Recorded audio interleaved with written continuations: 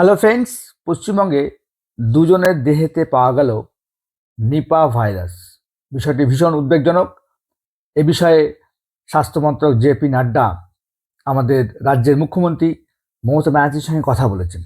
তো আজকের এই ভিডিওতে আমরা তার বক্তব্য শুনব, তারপরে আমরা ডিটেলসে আসব যে নিপা ভাইরাস কি, কী থেকে ছড়ায়, এর সিমটমগুলো কি এবং এর থেকে পরিত্রাণের উপায় কি। চলুন। 11 जनवरी को एम्स कल्याणी में स्थित आईसीएमआर के वायरल रिसर्च डिजीज लैब में वायरस के 2 केसेस सस्पेक्ट केसेस पाए गए। দেখুন, খবরে প্রকাশ দুজন নার্সের দেহে এই নিপা ভাইরাস পাওয়া গিয়েছে। একজনের বয়স 25 বছর, একজনের বয়স 27 বছর। একজনের বাড়ি ইস্ট বর্ধমান, পূর্ব বর্ধমান, আর একজনের বাড়ি নদিয়া। সামান্য প্রথমে জ্বর জ্বালা হয়েছে, হেডেক, মাথা যন্ত্রণা করেছে। তারপরে ওরা নর্মালি যেরকম হয় আমাদের হসপিটালে ভর্তি হয়েছে, কিন্তু তখনও কোনো তারা ভালো হওয়ার কোনো লক্ষণ পায়নি বলে তারা বারাসাতে একটি বেসরকারি নার্সিংহোমে ভর্তি হয়। সেখানে কিন্তু ডিটেক্ট করা গেছে এই নিপা ভাইরাস। এখন এই নিপা ভাইরাসটা কোথা থেকে ছড়ায় না, নিপা ভাইরাসটি ছড়ায় বাদুড় থেকে, ফ্রুট ব্যাট, যাকে ফ্লাইং ফক্সও বলে। সেই বাদুড়ের থেকে মানুষের মধ্যে এই রোগটি, এই ভাইরাসটি ট্রান্সমিট হয় এবং ইনফেক্টেড পার্সন থেকে, অর্থাৎ পার্সন টু পার্সন, একটি ব্যক্তি যখনই সংক্রমিত হবে সেই ব্যক্তির থেকে আরেকটি ব্যক্তির মধ্যে এই ভাইরাস কিন্তু ট্রান্সমিট হয়। যেটা আমরা দেখেছি করোনা ভাইরাসের সময়, লকডাউন ছিল, করোনা ভাইরাস যেমন ছোঁয়াচে ছিল, কারুর স্পর্শে আসলে, সংস্পর্শে আসলেই কিন্তু সেই করোনা ভাইরাসের একটা ভয় থাকতো।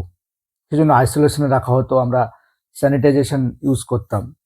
তো নিপা ভাইরাসের কি কি লক্ষণ না, এতে লক্ষণ দেখা দেয় জ্বর আসবে, মাথা যন্ত্রণা করবে এবং শ্বাসকষ্ট হবে, এনকেফেলাইটিস ধরনের রোগ হবে। সো এইগুলো হচ্ছে এর সিমটম। এবং এর থেকে বাঁচার কি কি উপায় রয়েছে না, স্বাস্থ্য মন্ত্রক থেকে যেটা বলা হচ্ছে যে ইনফেক্টেড পার্সন, অর্থাৎ অসুস্থ ব্যক্তি, অসুস্থ পশু পাখি থেকে দূরে থাকতে হবে। কারণ এরকম একটা রিপোর্ট এসছে, কেরালাতে একজনের এরকম নিপা ভাইরাসের দেহে পাওয়া গিয়েছে।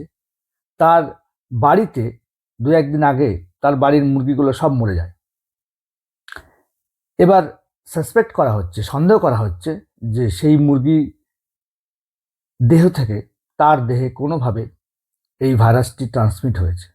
ওই জন্য স্বাস্থ্যমন্ত্রক থেকে বলা হচ্ছে যে আপনারা অসুস্থ ব্যক্তি এবং অসুস্থ পশু পাখি থেকে দূরে থাকবেন যতটা সম্ভব।